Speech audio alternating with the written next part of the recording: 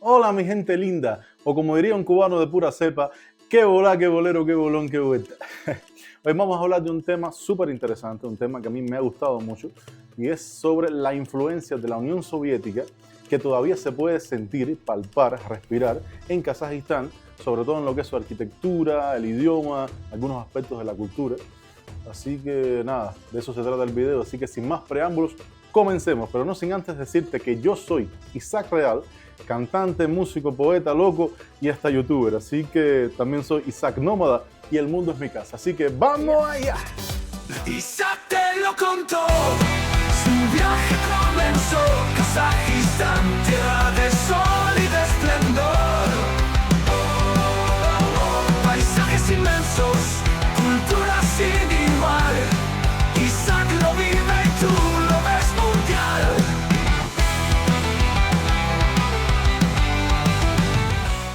Vivir en Kazajistán es como abrir un libro de historia que todavía no ha cerrado sus últimas páginas. Uno camina por las calles y siente que el pasado todavía respira, que los años soviéticos no se fueron del todo, sino que se quedaron flotando en el aire, mezclados con la modernidad que el país ha intentado construir en las últimas décadas. Y es curioso, porque como cubano, uno tiene una relación especial con ese pasado. Nosotros también crecimos bajo la sombra de la Unión Soviética, con sus influencias, sus métodos, su forma de pensar.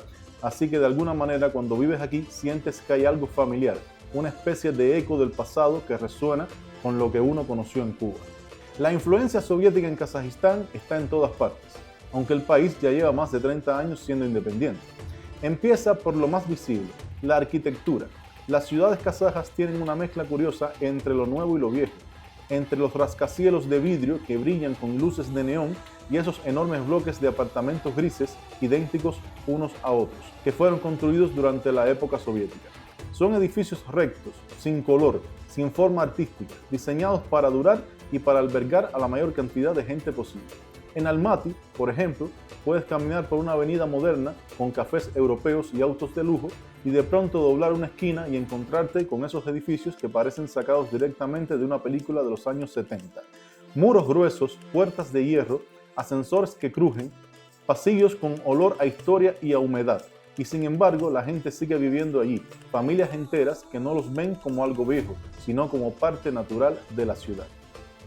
Eso me recuerda mucho a Cuba.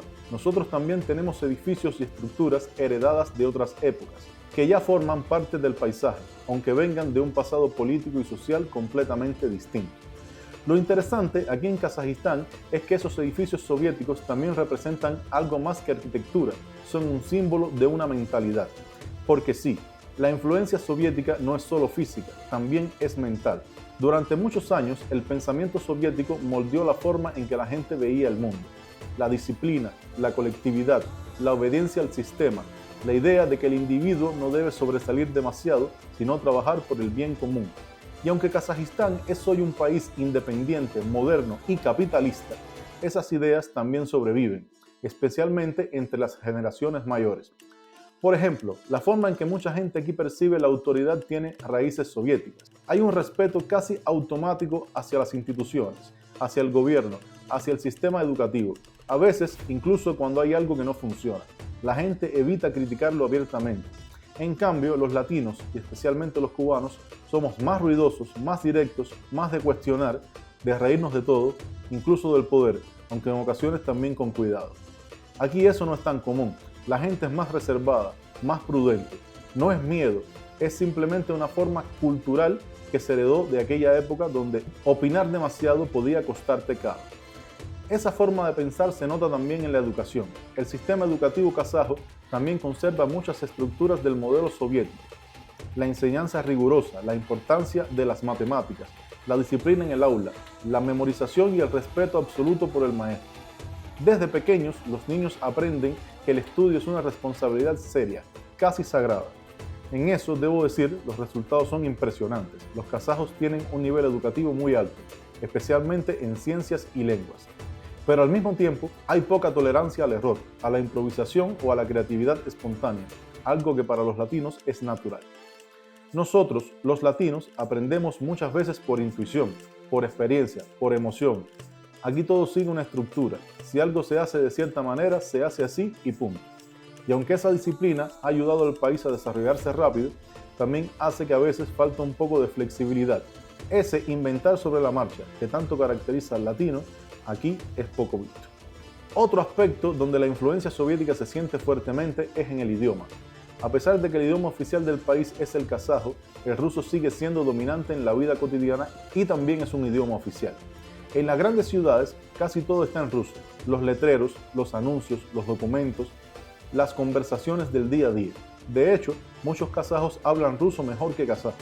Es una herencia directa de la época soviética, cuando el ruso era la lengua de la administración, de la ciencia y del progreso. Esto ha creado una situación interesante. Hay una generación nueva que intenta rescatar el idioma kazajo y darle más protagonismo, como símbolo de identidad nacional. Pero al mismo tiempo, la influencia del ruso sigue siendo tan fuerte que es difícil separarse completamente de ella. Para un extranjero, y más para un latino, esto resulta curioso, porque no solo estás aprendiendo sobre una cultura, sino sobre dos, la kazaja y la rusa, que aquí conviven como si fueran dos capas del mismo tejido. Y eso también se refleja en la mentalidad. Muchos kazajos tienen una forma de pensar muy parecida a la rusa, práctica, directa, sin tanto rodeo emocional. Si algo está bien, si está mal, está mal.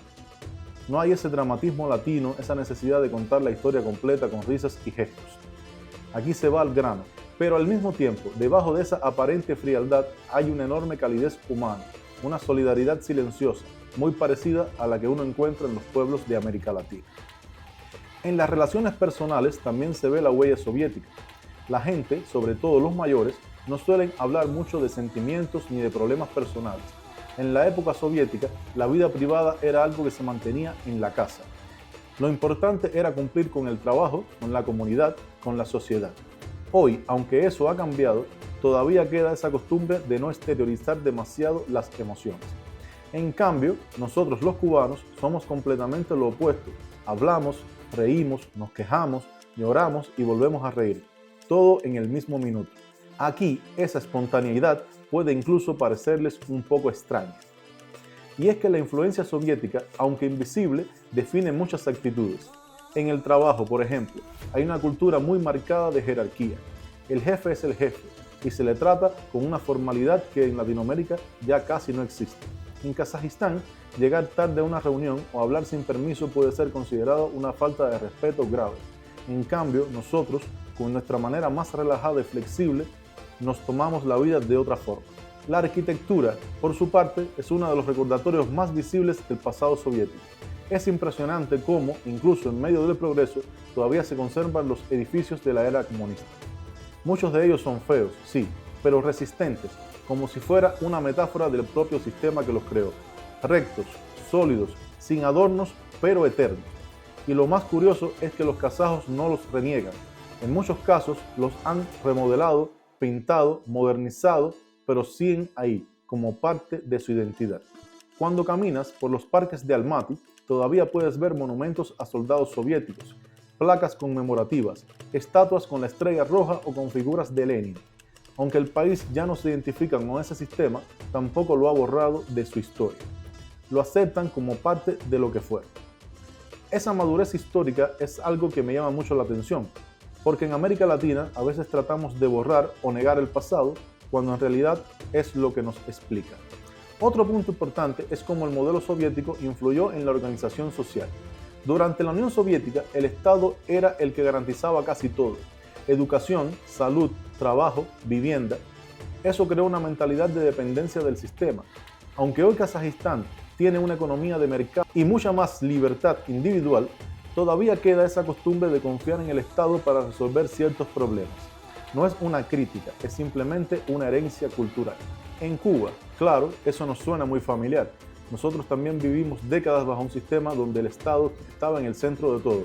Y aunque las realidades son diferentes, se nota el parecido en la forma en que la gente piensa en lo colectivo, en el sentido de comunidad y en la importancia del orden. Pero también hay algo positivo en todo esto.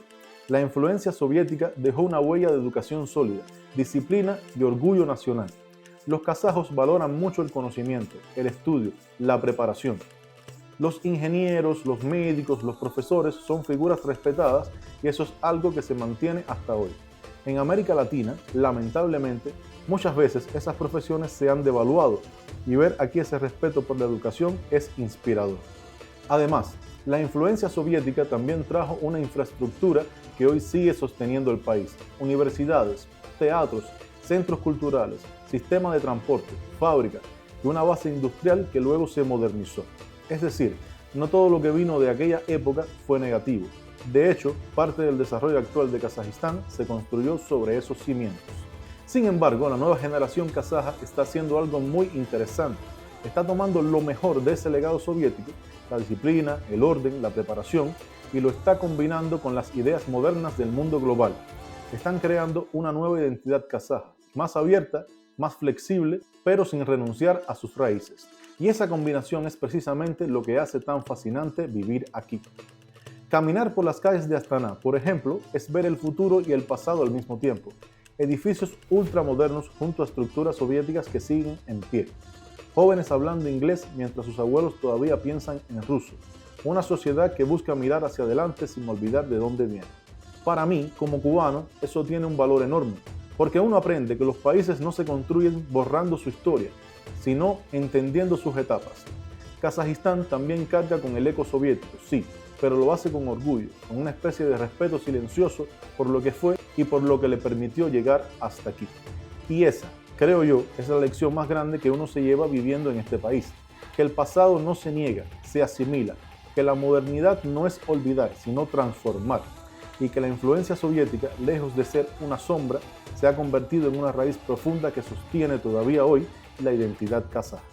Pues nada, esto es todo por hoy. Espero que les haya gustado el video. En ese caso, déjenme en los comentarios sus opiniones respecto a toda esta cultura y esta tradición soviética que existe en Kazajistán y si tienen algunas preguntas al respecto. Si les gustó el video, apóyenme con un grandísimo like. Suscríbanse al canal, denle a la campanita para recibir las notificaciones y nos vemos en un próximo video. Por aquí les voy a estar dejando el último video que hice donde les estaba comentando la relación que existe entre el Kazajistán moderno y Kazajistán tradicional y cómo esto se refleja en la juventud. Pues nada, nos vemos en un próximo video. Los quiero mucho, mis queridos nómadas de corazón. Chao.